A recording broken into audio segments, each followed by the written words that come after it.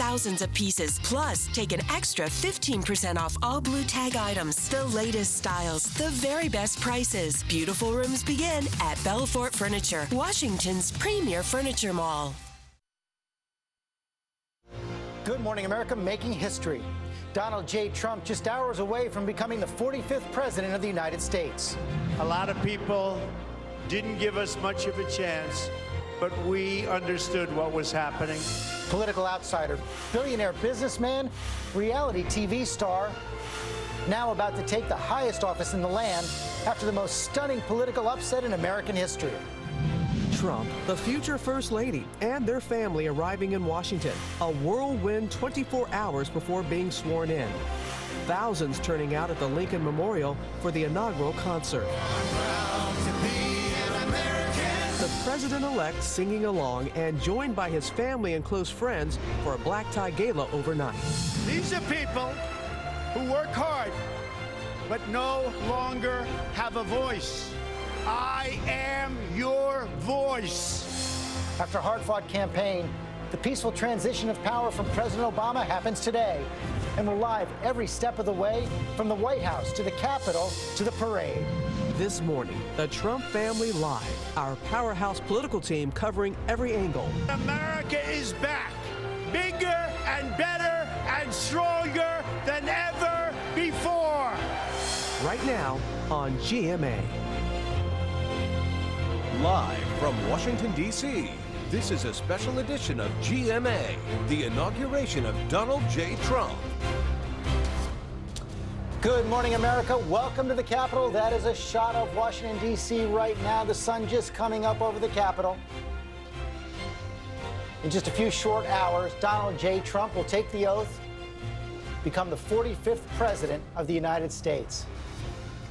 His journey to the White House, unlike any that's come before, and the first big step of his presidency just hours away. The day is here. We do welcome you. And take a look at this moment from last night. The Trump family at the Lincoln Memorial for a welcoming ceremony and concert.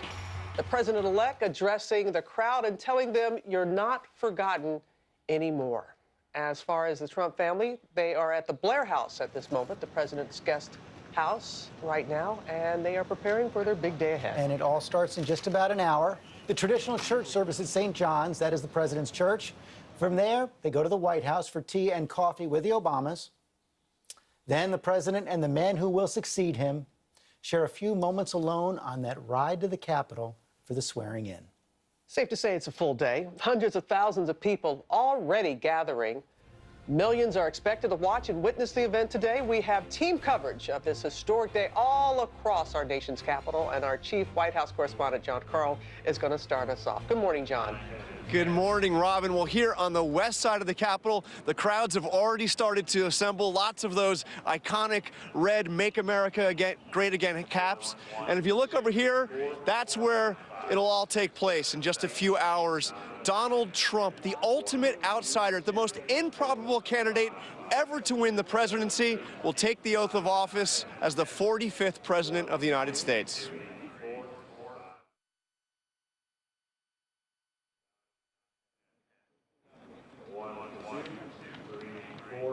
Is this show? What's happening? I need to see the program. Okay, so right up there, as I said, all taking place at an event that absolutely nobody, very few people thought would happen. Donald Trump taking the oath of office, becoming the 45th president of the United States.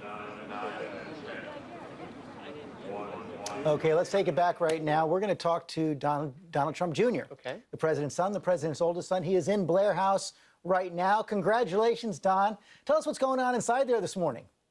Well, you know, it's early, but it's been exciting. The experience for myself, for my father, obviously, for our whole family has just been incredible. And after such a, hard-fought battle, you're more of an experienced guy at this than we are. But when you're in this thing for 18 months, almost really 2 years, that we're doing it every day, it takes a while to actually set in.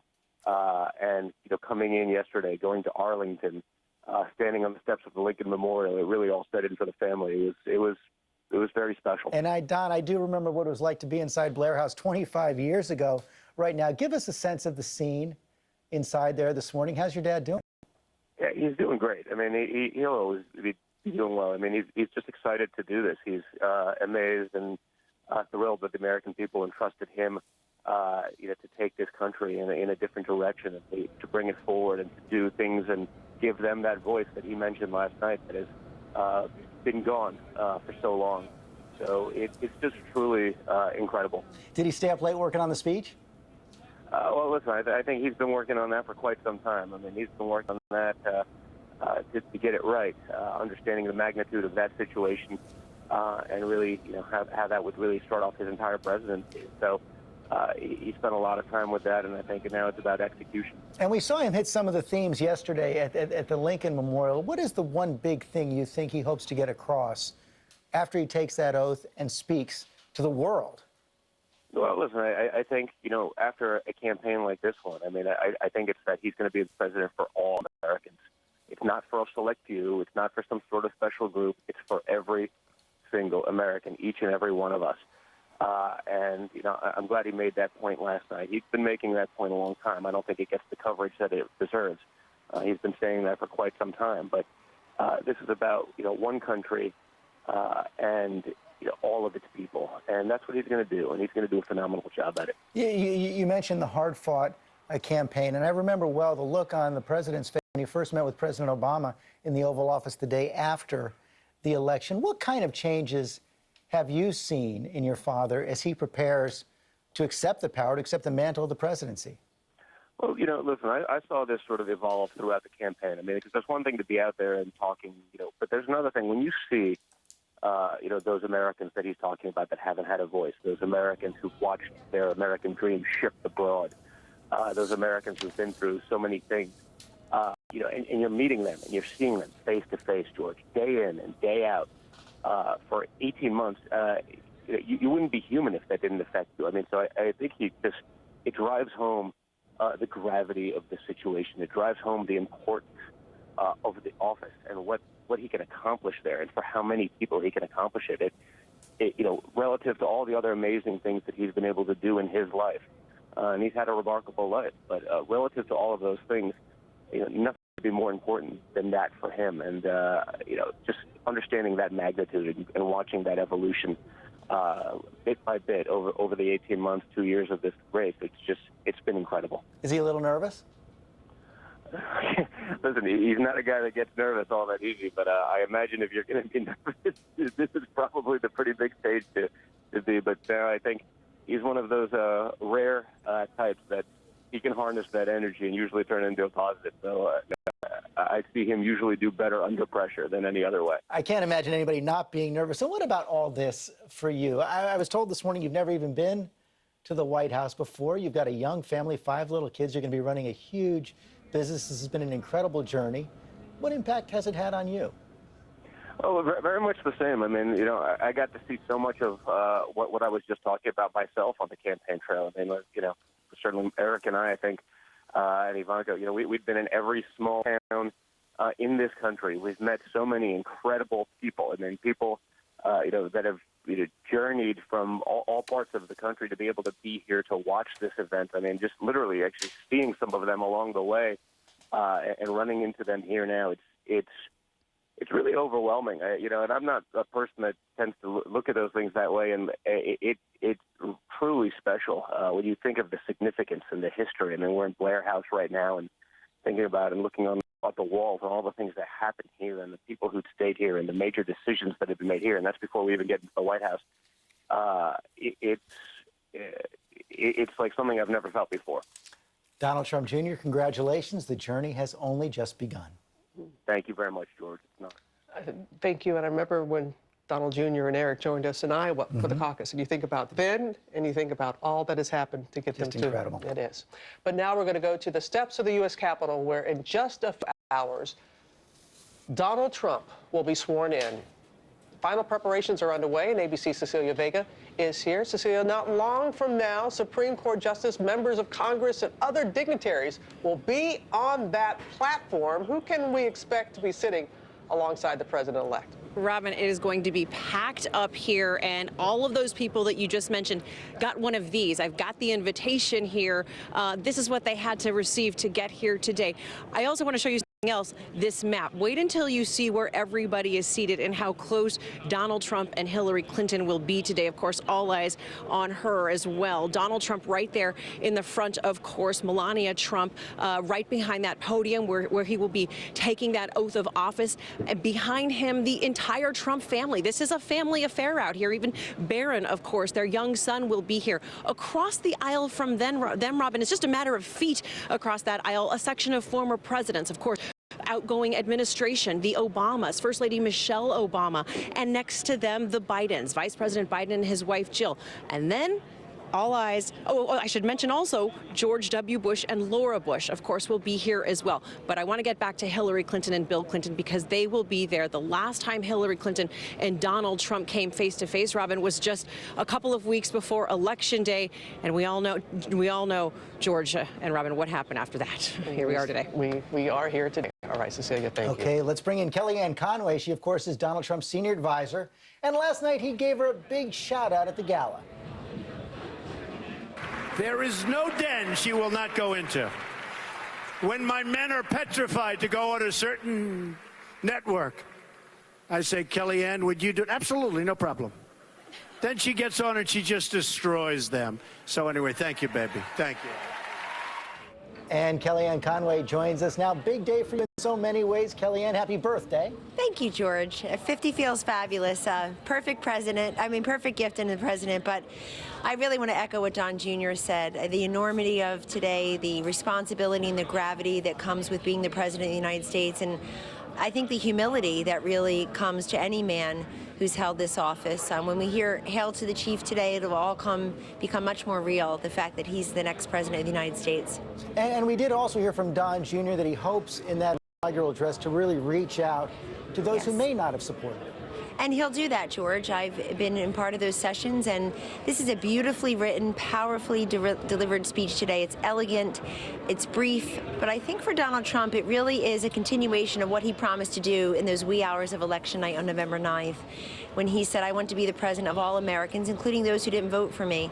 I believe today Donald Trump, as our new president, George, will set a great tone and a great content to try to unify the country, and it's really up to all of us to meet that challenge along with him. Well, and that's what I want to ask you about. What kind of specific challenges do you think he's going to present to the country and the world?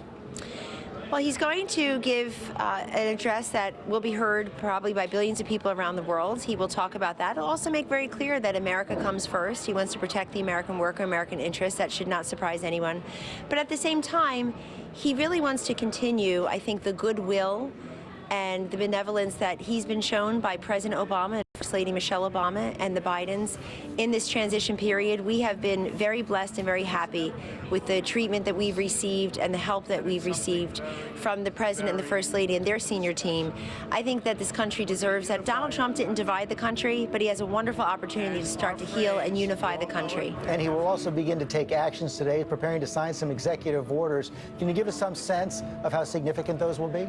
Well, those will be significant, George, particularly on Monday, the first full day of work on January 23rd. But even before that, I feel like Washington will have a shock to its system with President Trump. You'll know almost immediately that there's a new sheriff in town, in that he plans on maybe upending some of the unconstitutional and job-killing regulations that have been put into place. He's made very clear that his priorities are to repeal and replace Obamacare and also to bring some regulatory relief and tax reform. Even George W. Bush, who faced a democratically controlled Senate, was able to push through tax reform in the first few months of his presidency. We're hoping to get the same collaboration and same cooperation from across the aisle so that hardworking Americans and middle-class American families can really benefit in his plan. Now, Kellyanne, it looks like you're hearkening back to our revolutionary roots there with your outfit today. I am. Well, we're all feeling very festive and patriotic today, and I also have hand warmers and toe warmers in my bag because I don't like being cold. Well, the rain is holding off so far. Kellyanne Conway, congratulations. Thanks for joining us. Thank you so much, and thanks for having us, George. Funny you should mention the weather, because as the president-elect is about to take that stage, everyone is watching the weather, and it's also on Donald Trump's mind. Take a look at what he said last night. It may not rain. I don't care. Doesn't matter. I mean, the truth is, if it really pours, that's okay, because people will realize it's my real hair, and that's okay. It's okay. So what do you say? Let's go to Ginger for the forecast. She's at the staging area for everything that's going to be happening. Good morning, Ginger. Hey, good morning to you, Robin. He is going to have that chance to show everybody it is real hair because it is going to rain. Let me show you the forecast hour by hour. You can see on the radar right now the shield of heavy rain that will be headed this way. We're going to have a beautiful sunrise because of those clouds, but let's time it out because it really gets going after about 9 o'clock. You get the first wave, but then it's 11 noonish when we see that next wave. It will be moderate to even heavy at times. And speaking of the parade and the route where I'm standing right now, where folks are getting security checked and everything is already happening, looks like it'll dry out just in time with a high this afternoon in the upper 40s. So not the worst that it could have been, but George, we will most certainly need the ponchos. Ginger, and a lot of people are going to be out there on the mall. Amy Robach there right now as well as Trump supporters begin to pour in. Hey, Amy. Hey, Rod, nice to see you. And it's been quite a morning already. We've got music blaring in preparation for the hundreds of thousands of people who are expected to flood the mall later. They're expecting around 700 to 900,000 people to attend this year's inauguration. That's less than the 1.8 million that Barack Obama had back in 2009, but a lot more than George W. Bush had back in 2003 with about 300,000 people. As you might imagine, families from all around this country have been making the trek to D.C. over the last couple of days. And we have one family from Rhode Island, the Silvas, who are bringing their 2 children. They think it's a historic moment, and they actually documented some of their trip here to D.C. for us using their cell phone. Take a look. We are going to Trump's inauguration! It's 4:22. We are headed out from Rhode Island and headed towards D.C. I cannot wait to go to D.C. It's going to be a really fun time. We are in Delaware. We're less than 2 hours away. We finally made it to D.C. and the Washington Monument is right there. So much enthusiasm for all the people who are coming here to the mall. A lot of families excited to be here to take part in a very historic moment. The Silvas were actually supposed to be here with us live, but speaking to the security that's going on to get over to the mall, they're still stuck in a security line trying to get to us. And Amy, any sign of protesters today? I have not seen any protesters. We made our way early this morning, and it was very quiet. A lot of military, a lot of security, and a lot of long lines to get into the mall area. But I personally did not see any protests. Okay. I know you'll be there all morning for us. Thanks very much. Covering it all. So let's go back to Ginger now with a look at the parade preparations that are underway as we get ready, as you said, for just a little bit of rain. But you got the company there with you, Ginger. That's right, and I've got company. You're exactly right. I've got Army folks with us this morning, but there are 5,000 people that will make their way right through this point. They're getting security already this morning. They're going to board the buses that you're seeing in the background. It is a huge morning at this staging area, and of course going to be a huge morning at the parade that happens later this afternoon. The folks behind me are some of the elite few who are going to be able to salute the outgoing president and welcome the incoming president. So this is a big morning. We are very excited to be here. So much more coming up on this Inauguration Day, history being made, and we can't wait to show you. But first, we've got to get a check of those weekend getaways brought to you by Walgreens. Look at you, saving money on your Medicare Part D prescriptions. At Walgreens, we make it easy for you to seize the day by helping you get more out of life and Medicare Part D. Now with $0 copays on select plans and rewards points on all prescriptions, Walgreens has you covered. So drop by and seize the savings. Walgreens, at the corner of happy and healthy.